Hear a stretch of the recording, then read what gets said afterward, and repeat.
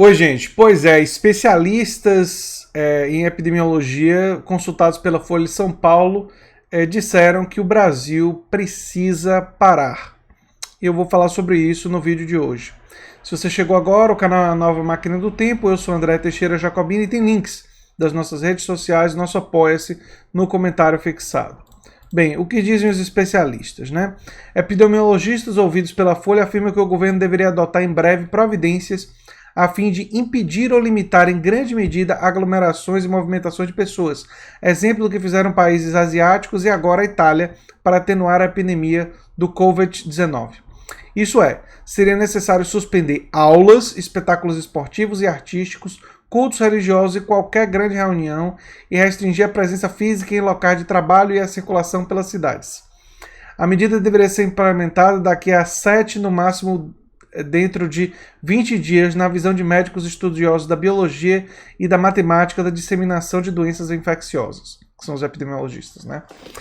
Em países como Hong Kong, Singapura e Japão, o ritmo de crescimento do número de casos de Covid-19 é bem inferior ao do registrado em grandes países europeus. Na Coreia do Sul, apesar de uma explosão inicial de contágio, o país está perto de estabilizar o número total de casos.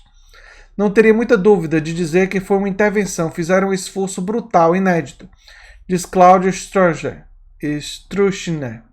a respeito do impacto positivo das medidas adotadas em certos países asiáticos. Eu já falei aqui no canal sobre o extraordinário número de pessoas testadas na Coreia do Sul, né, que é absolutamente elogiável.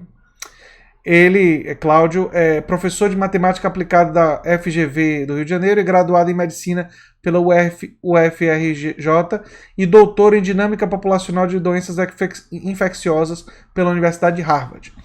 Quando se comparam a velocidade e o ritmo dos casos totais, as curvas entre países asiáticos e Europa, parece evidente que a diferença se deveu a medidas drásticas dos governos, diz Miriam Dalben, infectologista do Hospital Sírio-Libanês, que também trabalha com modelos matemáticos. Dalben e Stroessner concordam que ainda se sabe muito pouco sobre o ritmo de evolução dos casos no Brasil ou como se dá o ritmo de contágio local, excluídos casos importados e correlatos.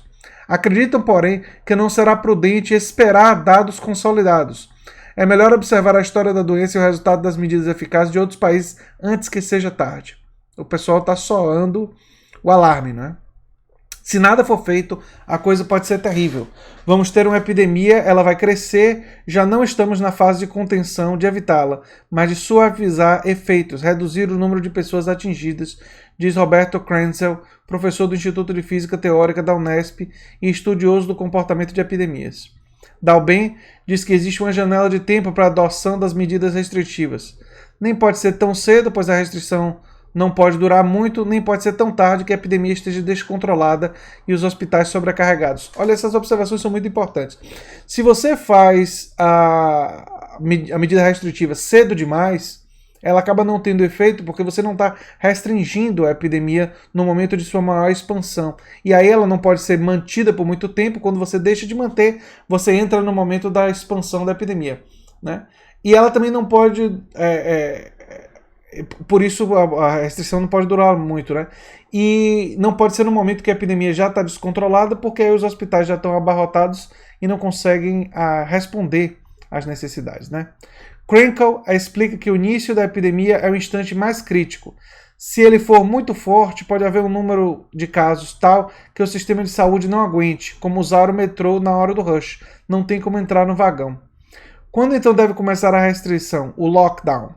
O mais cedo possível, diz Krenkel. Para Dalben, daqui a 2 semanas ou dias além disso. E é bem a estimativa que eu tinha feito. Eu vou para um evento hoje com a minha esposa, assistir uma peça do Gregório do Vivier, um monólogo, e estou até com receio de que seja cancelada.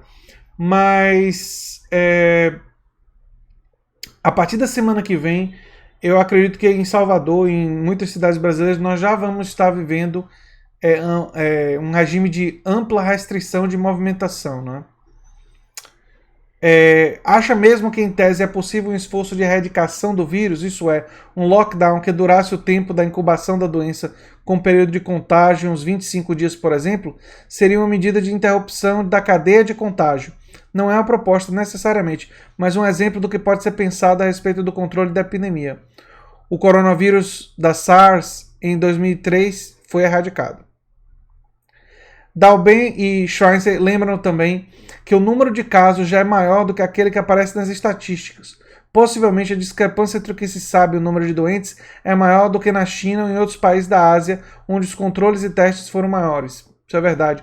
Provavelmente tem um número de infectados muito maior do que a gente está sabendo, né? O epidemiologista Expedito Luna, professor do Instituto de Medicina Tropical da USP, avalia que as medidas adotadas pelo governo têm sido claras e têm evitado pânico. Para ele é positivo, por exemplo, o exemplo da, como eu disse aqui, Coreia do Sul, que faz testagem ampliada para diagnóstico do novo coronavírus. O país, apesar de ser o quarto com mais casos identificados, tem apenas 66 mortes.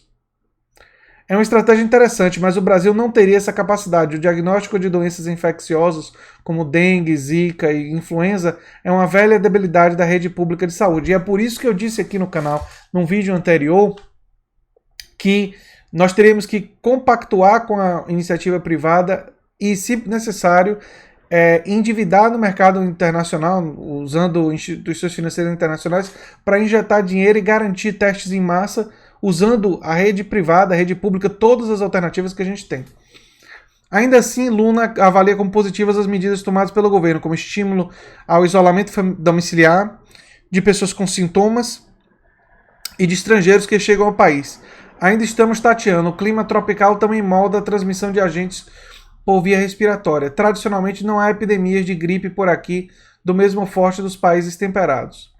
Em São Paulo, maior estado e centro de trânsito de passageiros internacionais do país, as discussões são dominadas por hora por David Whoop, infectologista e o ex-secretário estadual da Saúde, com aval do governador João Dória. Até aqui, Whoop tem dito que não é preciso tomar medidas draconianas. A Folha, Dória disse que seguirá a opinião da área de saúde do governo e que não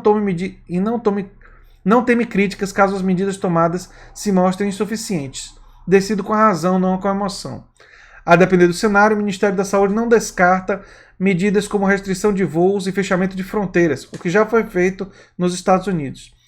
Diz o secretário de Vigilância em Saúde do Ministério da Saúde, Wanderson Oliveira, mas por hora essas medidas estão descartadas. Especialistas que fazem parte do Comitê de Contingência do Coronavírus em São Paulo não foram consultados sobre a estratégia gradualista do governo paulista que teria sido adotada por recomendação do Ministério da Saúde. Um integrante do comitê estadual disse que nunca viu nada parecido, que as pessoas de Brasília queriam reinventar a roda. Foi uma medida unilateral do Ministério e ninguém conversou sobre isso com o comitê nem apresentou argumentos que justificassem a estratégia, afirmou. Olha, a situação está bastante preocupante, gente. Nós estamos diante de uma epidemia que pode ter consequências não econômicas, humanas, muito, muito complicadas. O risco para os idosos e pessoas com debilidade é muito, muito grande.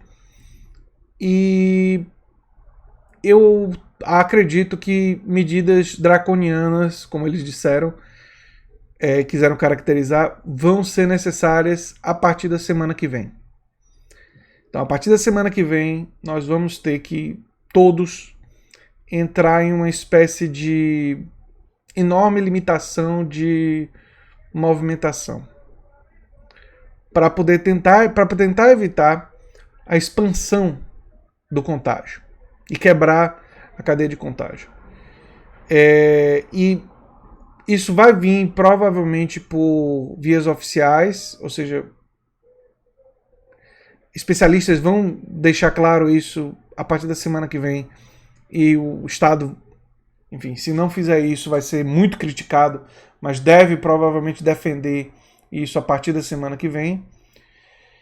E vai ser uma alternativa que vai se ter para tentar parar a disseminação da doença, não é? Se nós vamos conseguir interromper o ciclo de contágio, não está claro ainda, né? É complicado, né, gente? Tanta gente no poder no mundo, Trump nos Estados Unidos, Bolsonaro aqui no Brasil, gente que não acredita na ciência, e a gente está enfrentando um problema de saúde que exige justamente ouvir os cientistas, os especialistas. aqueles que entendem de ciência. Vamos torcer para que, em uma situação de emergência, isso leve essas pessoas que tradicionalmente não escutam os especialistas, que pelo menos nessas circunstâncias, eles escutem. Enfim, essa foi a mensagem do vídeo de hoje. Se você gosta do que eu faço aqui no canal, se inscreva, dê um like, compartilhe e quem sabe se torne apoiador do canal. Um abração e até o próximo vídeo. Tchau, tchau.